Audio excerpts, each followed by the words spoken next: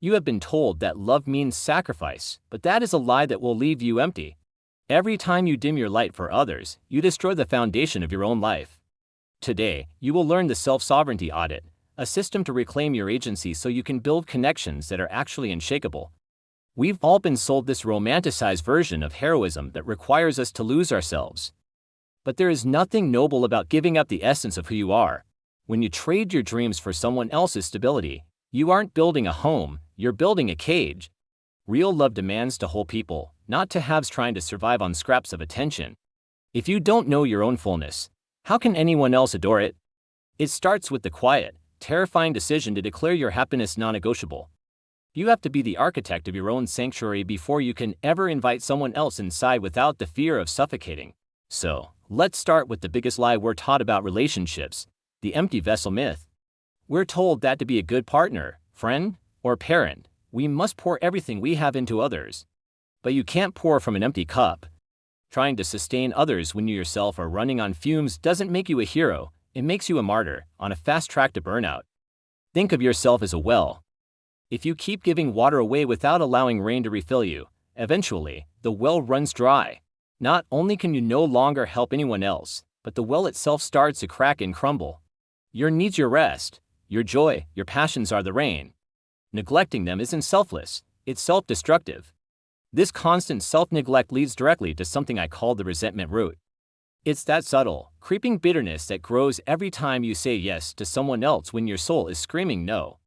You agree to the weekend trip you can't afford. You take on the extra project at work because a colleague asked.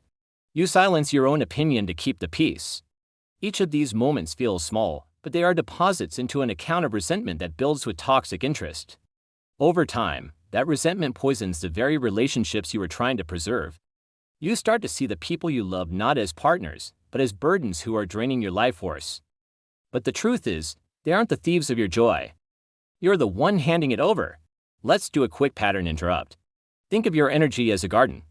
If you race so busy watering everyone else's plants that you forget to pull the weeds of compromise from your own patch, what happens? Your own beautiful flowers of passion and purpose will get choked out. Love can't bloom in a garden overrun with weeds. So, how do we fix this?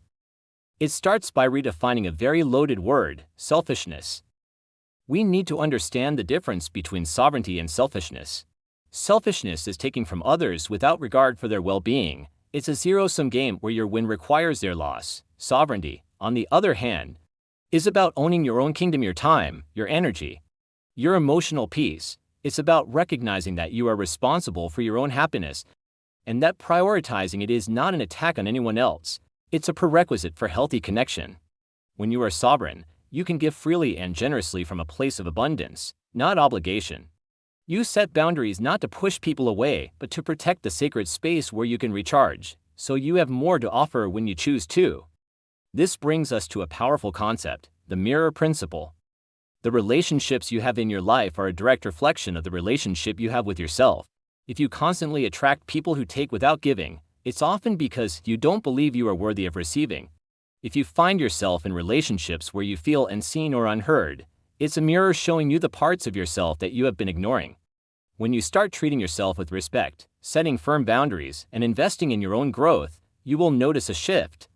The people who relied on your lack of boundaries will either fade away or be forced to level up, and you will start attracting people who see, respect, and celebrate the whole, powerful person you are becoming. The outer world always reflects the inner state. Let's pause here. I have a question for you, and I want you to be brutally honest with yourself. What is one dream, one goal, or one passion project that you have put on the back burner this year for the sake of someone else's comfort or convenience? Think about it. That is the cost of neglecting your own sovereignty. Recognizing it is the first step to reclaiming it. Now, for the practical part you've been waiting for. I want to give you a tool you can use right now. It's called the Sovereignty Audit. It's a simple, 3-step workflow to evaluate your boundaries and start reclaiming your energy. Step 1 is the energy inventory.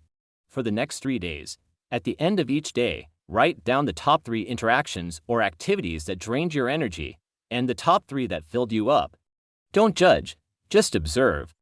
Who and what is costing you, and who and what is fueling you. Step 2 is the no justification. Look at your list of energy drains. For each one, ask yourself, why did I say yes to this? Was it fear of conflict? Fear of disappointing someone? Guilt? Get to the root of your compliance. Understanding the why is key to breaking the pattern. You'll often find that the catastrophic consequences you fear for saying no are just stories you're retelling yourself. Step 3 is the sovereignty statement. This is your action plan. Based on your audit, create one small, actionable boundary. It could be as simple as, I will not check work emails after 7 p.m., or I will take a 30-minute walk by myself every day, or the next time this specific person asks me for this specific favor, I will politely decline. Start with one, just one.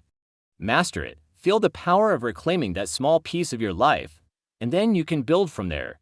This isn't about building a fortress around yourself overnight. It's about installing a gate and remembering that you hold the key. When you start implementing this audit, something incredible begins to happen. I call it the radiance effect. When you know your own value, when you honor your own needs, and when you operate from a place of fullness, you radiate a different kind of energy. It's a quiet confidence that is magnetic. People are naturally drawn to those who are secure in themselves. It's not arrogance, it's wholeness. You stop seeking validation because you are your own source of it. And a funny thing happens the more you stop chasing love and approval, the more it flows to you. People rise to meet the standards you set for yourself. They respect your boundaries because they respect the person who was strong enough to set them. Your light doesn't just illuminate your own path, it gives others permission to shine brightly too. The greatest gift you can ever give to someone you love is a whole, happy, and sovereign version of yourself. Your journey to self-love isn't a detour from a great relationship, it is the only road that leads to one. If you're ready to stop settling for crumbs and build a life that is truly your own, subscribe to the channel, and if you want to go deeper, my book Breaking Free shows you exactly how to dismantle the walls of compromise and build a life on your own terms. You can find the link in the description. Thank you for watching.